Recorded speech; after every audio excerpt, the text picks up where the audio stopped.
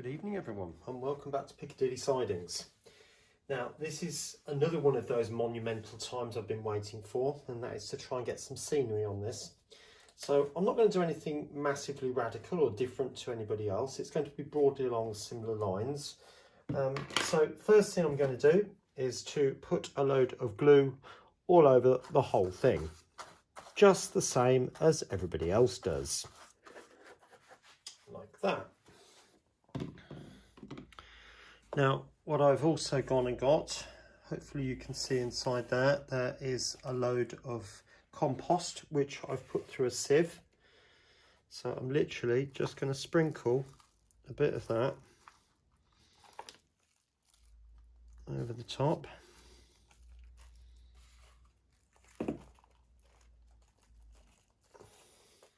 Okay, so that's all done.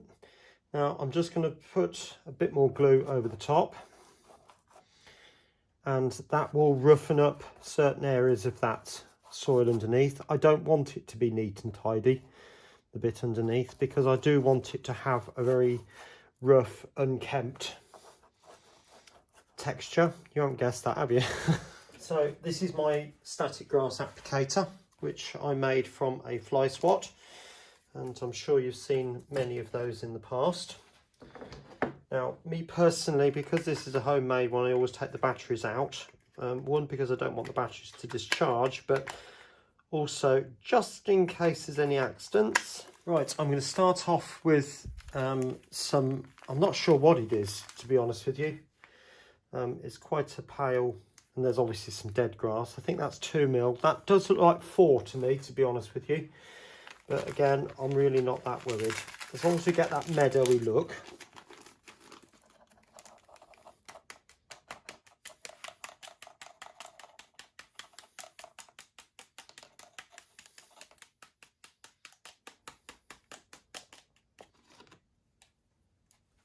Okay.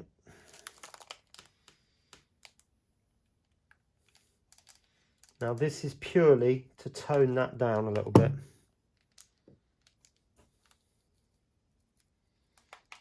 In fact, what I am going to do is just rough this up a little bit first, just to create more of a heath look, if you like.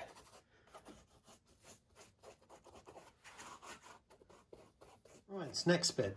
Now you'll see in front of you the, well, clump foliage, I think you probably best call it, that I made last year. This was for the end gauge when I was making the trees. Now, I'll try and remember to put a link into the description about this video when I made this. But it's basically a car sponge. I just bought some cheap 30p sponges from the local supermarket. I put them into a blender with a bit of water, chopped them up to really, really fine texture, and then went to somewhere like B&Q, bought a load of tester pots, the appropriate colours, and then just put it in, quite watered down, put it in.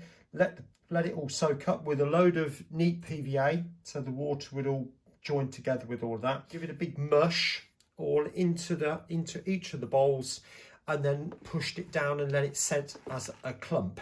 Okay, and the reason for that is because it is so much easier to break off a bit, and it will break at random shapes. If you don't put enough glue in, you'll end up with a load of that, which is fine and it's useful, but you don't end up with any big bits, which are sometimes good for just filling in big areas. So what I'm going to do now is I'm just going to start positioning some of this in varying places around the layout. Right, last little bit for tonight, more hairspray. You can see I've just covered up those areas all over, giving everything a good soak to hold bond it down. Some bits will come loose, they always do. On the main layout, I'm forever picking up bits that have fallen off or... Anyway, I'm going to go in with some of this mid-green foliage, and I'm going to put that on the, sorry about that, I'm going to put that on the lichen. Literally just tap it on. Okay, now the last one I'm going to do is a light colour. Again, don't ask me what it is, I really don't know. I've stashed it up over the years, so it's some of that, and I'm really not going to use a lot of this, just a sprinkling, just to highlight bits really, and again over the foam areas.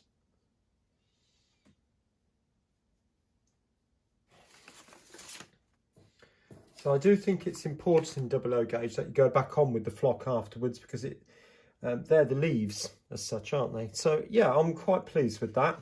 Now it will need some moss down here, which will be more of this stuff, and some other flocks which will be growing out the bottom here. And I think I will have to order some 6mm grass, static grass, because I'm not happy. I think in this area it'll be fine, but when I get further down, if I've not got the right length of grass, it's going to stand out, and I don't think that'll look right. I am going to carry on with putting more of this stuff down the back here, particularly the darker colour, because I want that to blend in with the back scene. Okay, now you see a plastic bowl and you're thinking, what on earth is he doing now? Well, I'm going to start making some leaves, and yes, I'm getting more renowned for using traditional methods that haven't been used for years and years and years. But my argument is that we're living in times when we haven't always got a lot of money to spend, even before coronavirus. So what I'm going to do is I'm going to use, yes, you guessed it, sawdust. Now, I went to my local sawmill probably about 3 years ago, and they gave me a huge big bag, which was probably around about 10-15 times the size of this. So I've just gone and got about a dozen handfuls out of that bag, and there's loads left. So I'm just going to mix up some of this, which is just the Hobbycraft green. I don't know whether it's got a... No, it just says greenery. So that'll do. I'm going to put quite a proportion of that in there. And at the time, these were going for £1. You wouldn't believe it, would you? Now, I'm going to put some water in that. Got this stuff, which I mixed up a few years ago. And to be honest, it's a bit too yellow. So I think I'm going to take the opportunity to use that up first. So that's going to go in, all of it. And I'll give that a bit of a mix. Now you can see there's nowhere near enough in there to use up all the paint. Just taking out a big a stick there. I just keep mixing it up until we've got a reasonably dry mixture. Now you can see all these extra bits in it. I mean, I can take some of those bigger bits out, but to be honest with you, unless they're really big like those, I'm not going to worry too much, to be honest.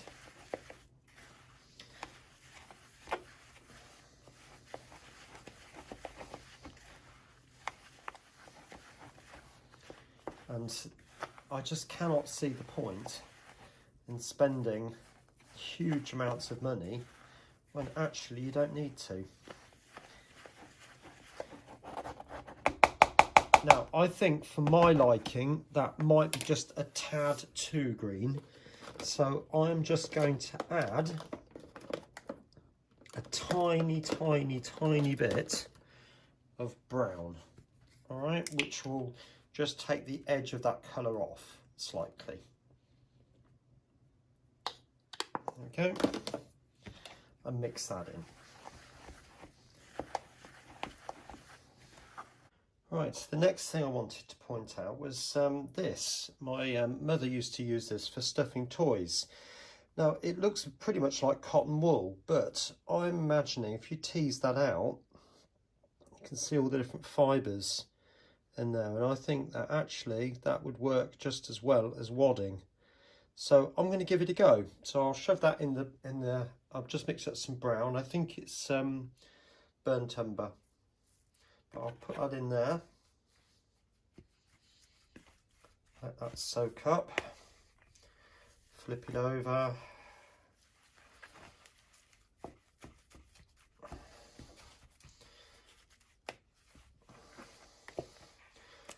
it's just gone into a solid mass. Now, I can't take the credit for this, but Tim at Scrapline did this,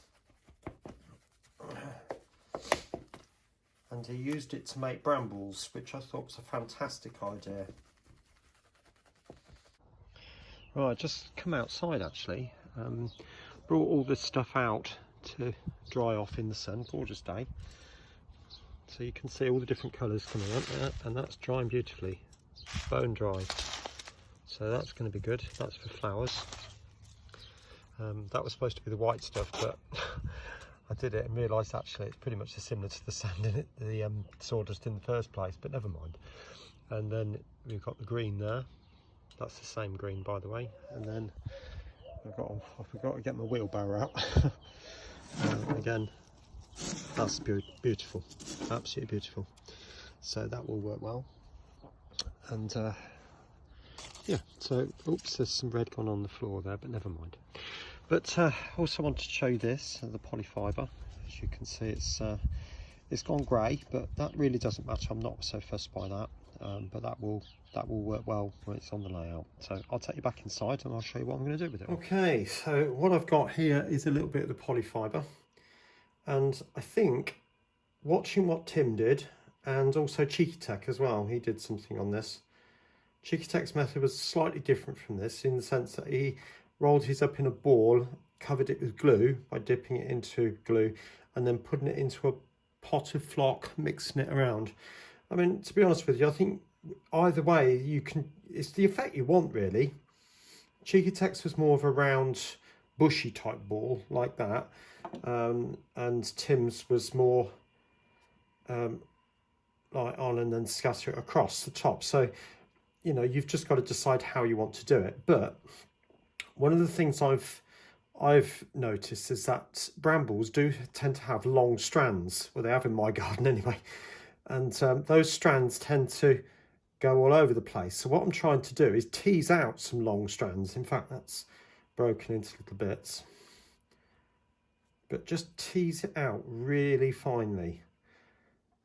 And to be honest, myself, I don't want a big thick clump of it. But like I said, you decide how you want to do this. Right, let's try that again, shall we? I went to put the glue on and then realised the brush had gone hard. If that ever happens to you, if you've used normal PVA, it'll just wipe off, or wash off, I mean. Just soak it in water and it'll be absolutely fine. It took me about 2 minutes to clean that. So I've literally just daubed on, I'm going to put on a fairly generous amount, knowing that it will dry clear. I'll put the glue out of the way for the moment. And take my polyfibre. Like I said, I really want to have it well teased out. I think one of the secrets of this stuff is you don't want to see if you see an awful lot of it, if that makes sense, if you can see it, it's too much. That's what I think anyway, because you just want to scatter it. You want it to represent the brambles, but not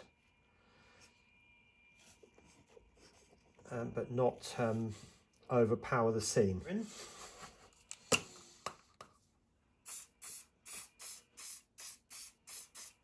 Okay, like that. And then just tease it up again. Oops. I want it to be really wild. And with lots of straggly bits like that. Okay, there's even a bit coming down there, that's absolutely fine.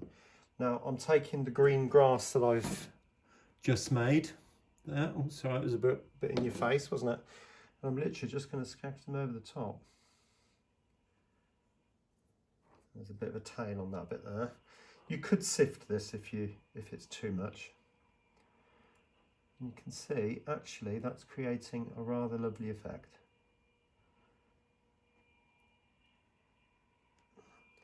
Now, another thing Tim did, which I quite like, was to actually get a straw and blow it on. So I'll just go and get one and we'll try that. Right, there we go. Now I couldn't find a straw, so I've just used the inside of a pen. I've got it dismantled down here. So I've just bent over a piece of paper. I find it easier to do that. If you have it flat, it literally just goes everywhere. So here we go.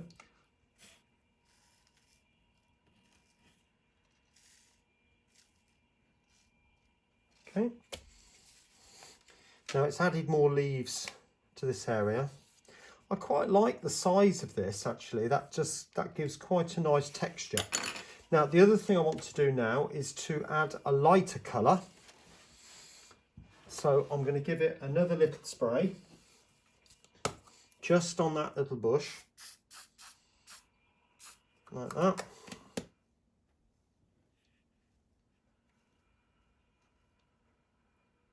There we go. Something like that. Now you'll also notice, if I take you in a bit closer, there are some wispy bits on the very top of it which have not caught the leaves. So what I'm going to do now is just touch those with the glue, just very gently. So I'll just tease those bits out like that. Okay. And if you wanted to put some colours on it, if you were modelling, say, autumn time or sort of late summertime, I mean, you might want to put some purple bits on it for representing the blackberries.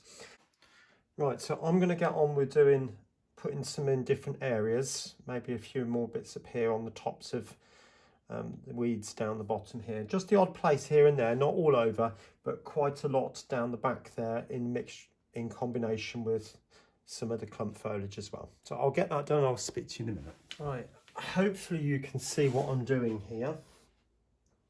But again, very much like what we've done. But in this occasion, what I'm having to do is I've put glue on the back seam and I'm literally holding it down and literally just teasing it up to get those strands that brambles do seem to have. And at the same time pushing it underneath, because it has actually stuck to my finger now. Okay.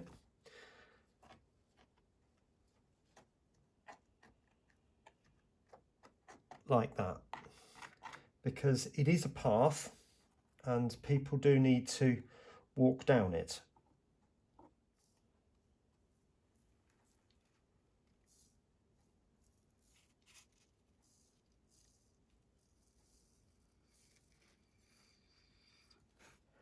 Okay, that's giving you the idea. I will put a bit more on than that because it's not ever so dense. I'll put a bit more of the dark on.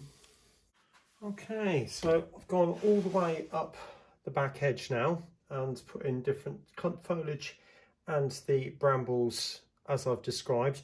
Now, one of the things I do want to do is to put some dark foliage on the top. That's outside at the moment drying, so that will darken the top down and blend in a little bit more with that dark back scene that I've got going there. Now, you might have noticed that, well, it's clearly a tree, and a small tree at that. But I've got a slightly bigger one here. Now, in this particular scene, I do understand that in double O gauge, trees would normally be way up here, you know, and they would probably be around about of 6 inches, maybe even 10 inches tall in some cases.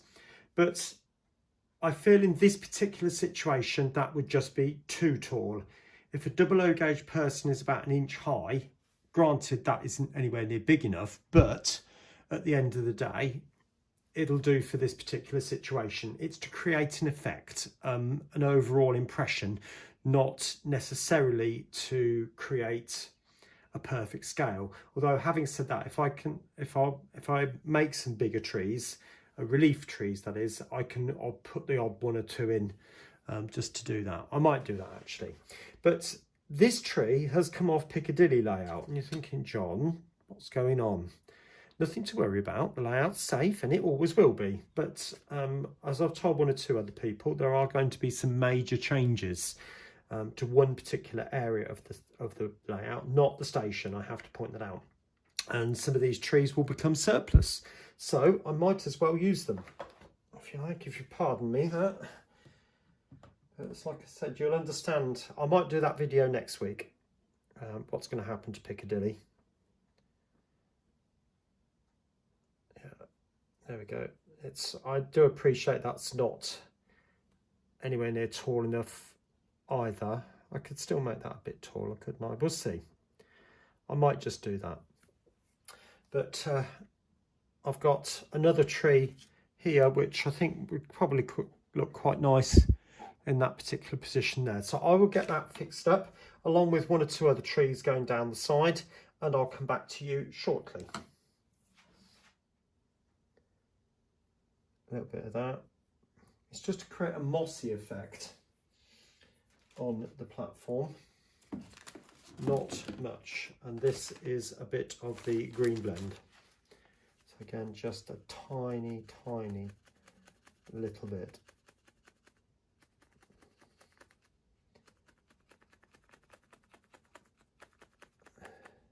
There we go.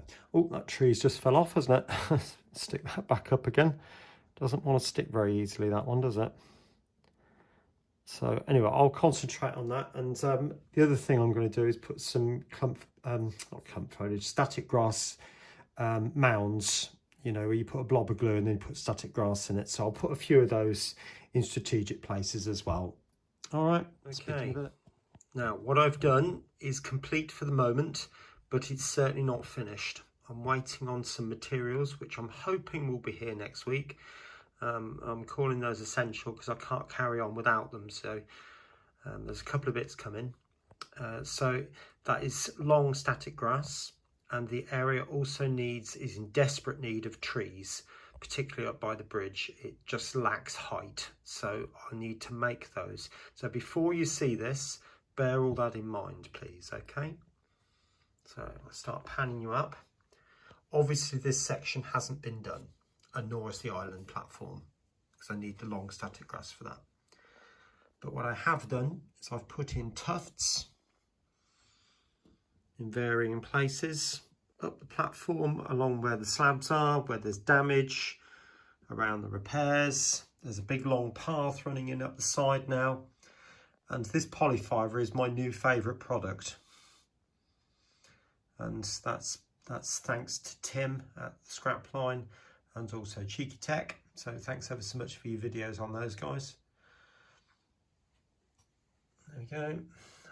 And path all the way up.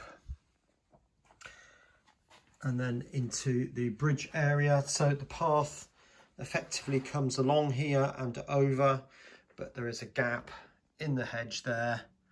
Just there, excuse my finger, just there. And I will paint a little path going off into the distance there, or indicate that anyway. All right. Now, I've got a question to ask of you. If I come down here, do you think I need a fence running along the top there? I mean, for health and safety reasons, I think I do. And I'm thinking of a little post and wire fence. So like a three for want of a better phrase, bar, if you like, but with wire. And then have that running all the way down this side as well. Not that side, this side. Tell me what you think. On the screen in a moment or two will be another video appearing showing how I went about making the distress on the platforms, the damage and repairs, all that sort of stuff. And also this section over here, which is indicating the river with a stepped bank. So if you want to see that, click on the top video. Otherwise, there's another one there ready for you to choose. And I'll see you again soon. Take care of yourself. Bye-bye now.